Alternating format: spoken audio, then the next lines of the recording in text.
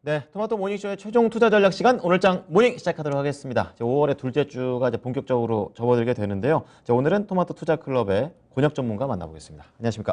안녕하십니까? 네, 한 주가 또 흘렀어요. 또 월요일 그때 나오시고 일주일마다 또 나오시는데 한 주 동안 시장 어떻게 보셨는지요?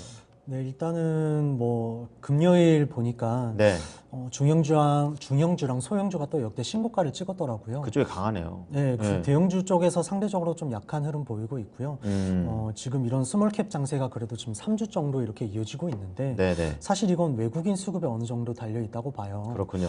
실제 저번 달 그러니까 4월 1일부터 16일까지 외국인들이 한 3조 정도 순매수를 했었는데 그랬군요. 그 이후로 지금까지 3주 동안 또 3조 3천억 정도 코스피 시장을 예로 들어서 말씀드린 건데 이렇게 순매도를 다시 했더라고요. 그렇군요. 공매도 우려로 인해서 뭐 대형주 투심이 약해진 것도 있었겠지만 네. 이러한 외국인 매도세가 지금 이런 스몰캡 장세를 만들고 있다라고 봐도 무방할 것 같고요.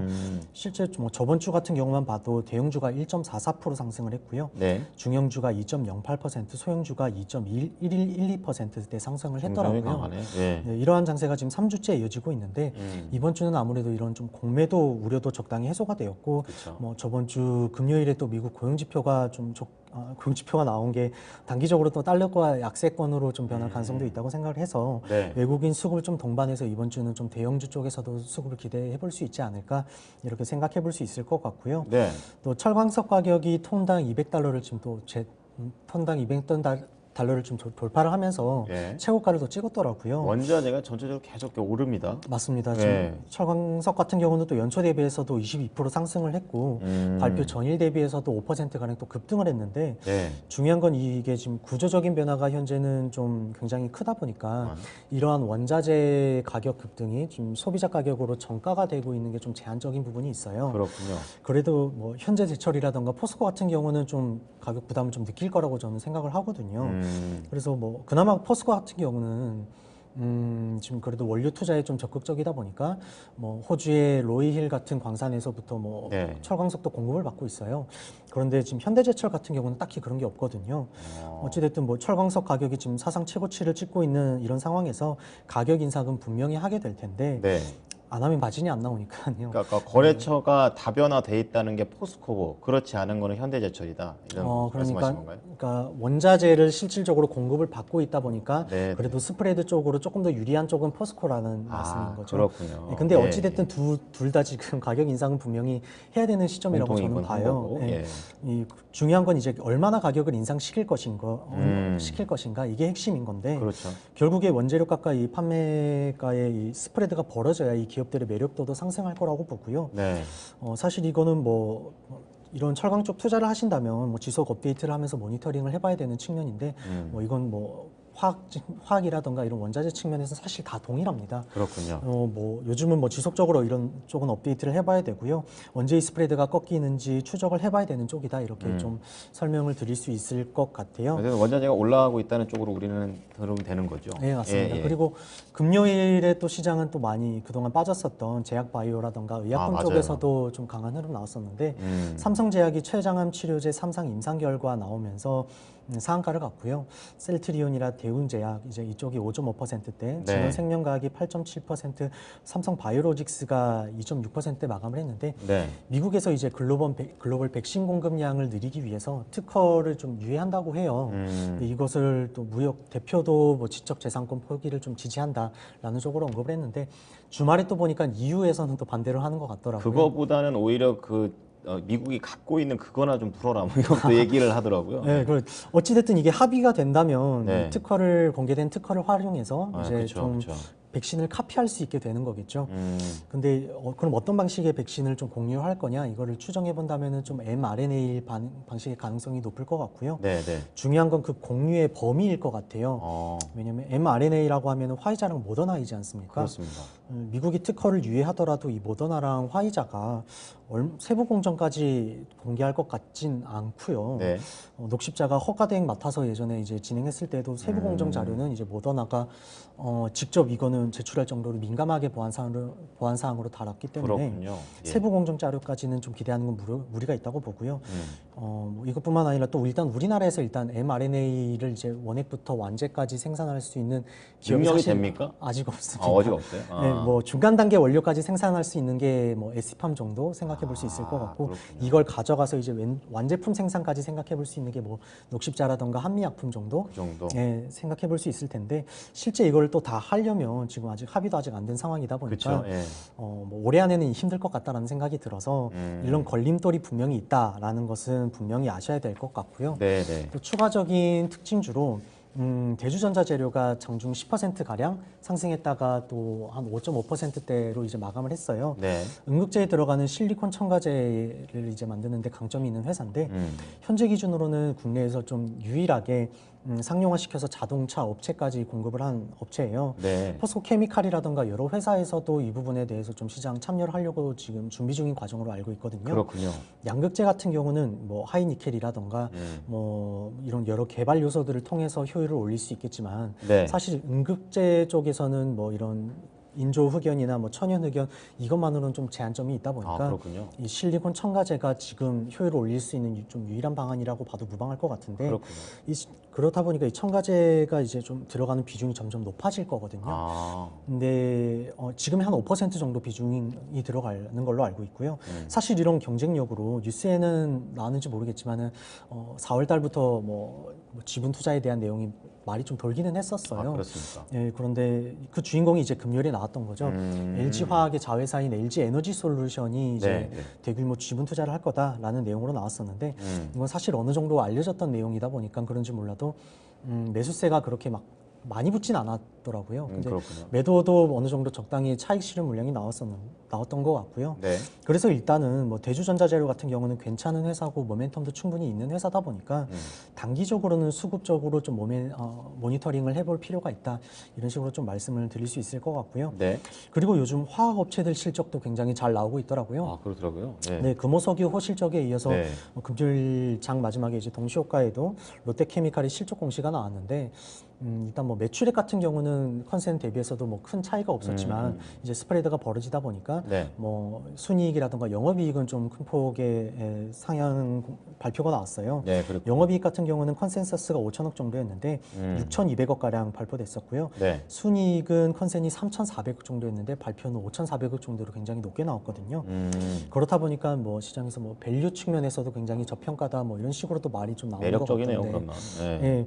사실 이쪽은 근데 뭐 밸류 쪽으로 포커스를 좀 맞춰야 될 게 아니라 지금의 좀 커머더티 인플레 시장에 대한 지속성에 포커스를 좀 맞춰야 될 것 같아요. 아까 원자재 가격이 계속 오를 것인가 예, 이거에다 그쪽에 포인트 좀 맞추라고요. 지속성을 예. 보셔야 될 것 같고요. 예, 예. 그래서 이런 커머더티 시장이 얼마나 지속 가능할 거냐를 좀 본다면 저는 개인적으로 좀 일시적이지 않을까에 조금 더 무게를 두고 있고요. 그래요? 사실 이런 테마 투자하실 때는 그래도 최소한의 좀 거시적 뷰를 가지고 투자하시라 이렇게 말씀 좀 드리고 싶은데 사실 이게 어렵습니다.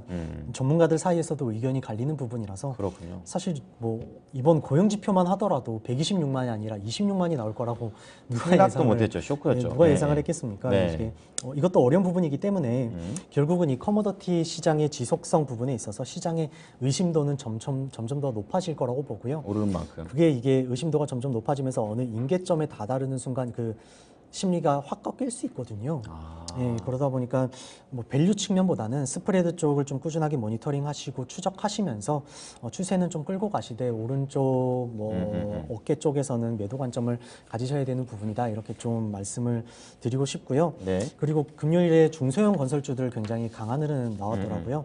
저번 주에 제가 이제 미국 S&P 케이스 실러 주택 가격 지표랑 우리나라 인허가 지표 그리고 밸류적인 측면 말씀드리면서 건설주들 중에 중에서 중소형 건설주들 이렇게 말씀드렸는데 저번 주에 또 하나 지표가 나왔어요. 그렇군요. 우리나라 이제 CBSI라고 건설기업 경기 실사 지수가 있습니다. 그러니까 이게 100포인트를 넘으면 네. 현재 건설 업황이 좋다는 거고요. 네. 100포인트 이하면은 현재 건설 업황이 안 좋다라는 건데 이게 97.2포인트가 나왔어요. 거의 100 근접했네요. 네, 그런데 이게 뭐 안 좋다라고 볼 수도 있겠지만 그래도 근 5년 내에 또 최고치거든요. 그리고 최근 흐름 보면은 좋아져 가고 있다는 좀 더 해석이 되는 것 같기도 하고요. 맞습니다. 예, 예. 그래서 이게 또 최고치다 나왔는데 또 97.2포인트라는 것은 지표상으로는 그래도 건설 경기가 살아나고 있는 초입 구간이라고 좀 해석을 해볼 수 있을 것 같고요. 네. 또 지금 뭐 미국뿐만 아니라 글로벌적인 추세에서도 뭐 주택 가격이 상승하고 있고 특히나 우리나라 같은 경우는 지금 뭐 대선을 앞두고 있는 상황에서 가장 민감하게 수행해야 될 정책적 과제다 보니까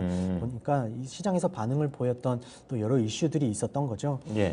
일단은 뭐 저번 주 부동산 시장 장관회의에서 올해 총 분양 규모가 50만 호로 역대 가장 많은 수준이다라는 말도 나왔고 그렇군요. 국토부 장관 후보자가 이제 경부고속도로 지하화 방안에 대한 언급도 하면서 뭐 이런 부분에 있어서 뭐 앞으로도 부동산 관련 정책들은 끝없이 쏟아질 거라서 지속적으로 모니터링을 해야 되는 섹터라고 보고요.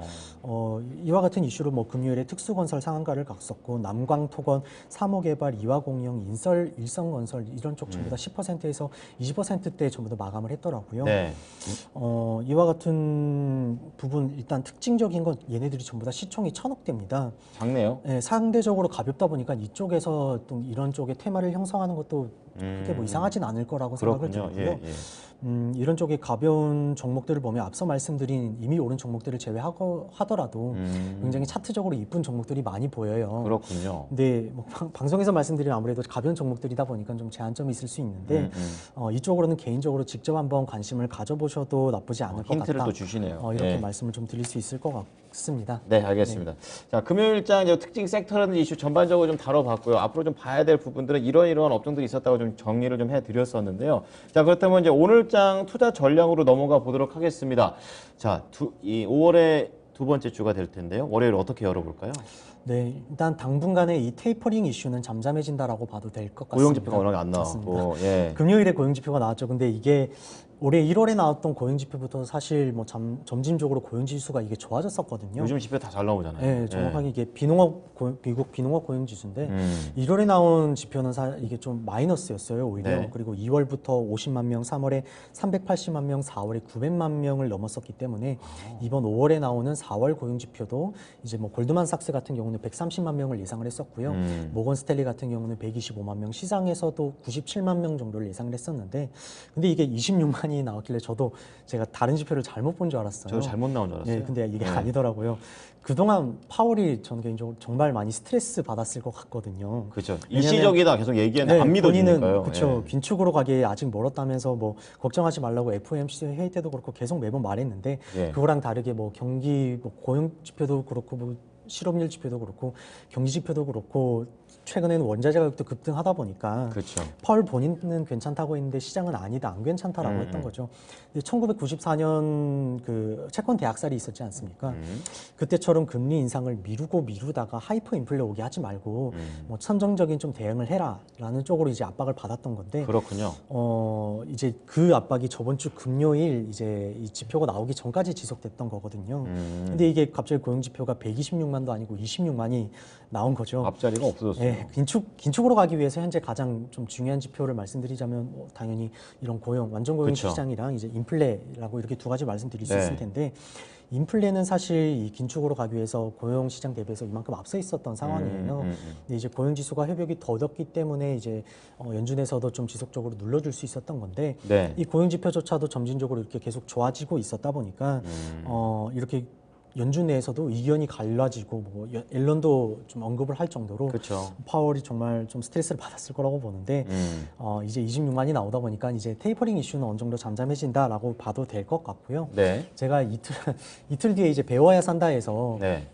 좀 이런 쪽에 인플레를 걱정할 필요는 없다라는 식의 좀 강의를 준비하셨어요? 해드리려고 했었는데 이게 고용 지표가 너무 극단적으로 나오다 보니까 이 강의의 필요성이 조금 줄어든 것 같아서 걱정이기는 해요. 그래도 전체적인 대세는 전까지 바뀌지 않았다라는 게 요즘 시장 추세라서 네. 기대하겠습니다. 예, 저는 개인적으로 이번 고용 지표가 그래도 한 실제 100만 정도가 나오더라도 그냥 테이퍼링 우려에 대해서 걱정하지 말자라는 주제를 보내놓은 거거든요. 근데 쉽게 말씀드리면은 미 연준 파월을 믿자라는 내용이었던 거죠. 근데 그렇군요. 실제로 파월이 지금 맞았고 지금 파월이 또 경기 전망을 보고 정책 변화를 하기보단 그쵸. 예, 예. 실제 지표로서의 상당한 좀 진전을 지켜보자라고 강조를 했었거든요. 많은 사람들은 이전에 그런 역사들도 있었다 보니까 네. 선행적인 대응을 요구하고 뭐 압박을 했었던 건데 파월은 실제 지표들을 보면서 뭐 상당한 진전이 일어나는 지표들을 보자고 수행적인 대응을 말을 했었던 거죠. 그쵸, 예. 이러한 시각적 차이가 시장에서 좀 혼란을 키웠다고 볼 수 있을 것 같고요.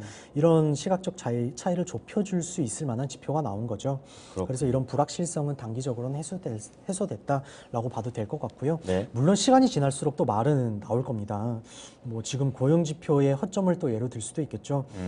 뭐 예를 들자면 지금 고용 시장 이렇게 잘 나왔지만 경기는 좋아진 게 아니다. 그렇죠. 뭐 경기가 좋아서 이렇게 나온 게 아니라 너희가 실업급여를 이렇게 많이 풀었기 때문에 지금 저임금 노동자 같은 경우는 실업급여만 하더라도 뭐 이전에 벌었던 급여라는 큰 차이가 없다. 네. 뭐로 일하겠냐라는 논리도 지금의 고용 지표를 일부분 설명하는데 충분히 설명될 수 있을 거라고 보고요. 그럼 또 이러한 시장과 연준의 결의 차이를 좁혀준 이 고용 지표의 신뢰성이라고 해야 될까요? 예. 이 부분이 또 흐릿해질 수 있겠죠. 그렇지만 이제 또 단기적으로는 시장의 연준에 대한 신뢰감을 어느 정도 회복할 수 있을 거라고 보고요. 이 부분은 시장의 불확실성도 주는 요인으로 작용할 거고 당분간은 완만한 좀 골디락스 장세가 좀 이어지지 않을까 이렇게 생각해 볼 수 있을 것 오히려 같습니다. 잘 맞았다. 약간 네. 좀 이런 생각이 들기도 합니다. 네. 자, 그럼 연결해서 볼게 뭐 달러 인덱스 이쪽도 같이 준비를 해오셨는데 이것도 같이 봐야 되는 겁니다. 네, 달러 인덱스는 아까 네. 말씀드렸듯이 뭐 이제 수급 동향 말씀드리면서 외국인 수급 동반에서 대형주 쪽에서도 기대를 가져볼 수 있을 것이다라는 부분에 있어서 지표로 말씀드릴 수 있을 것 같아요. 네. 그리고 뭐 이전 미국 시장에서 기술주들이 굉장히 전반적으로 좀 강한 흐름 보였었는데요.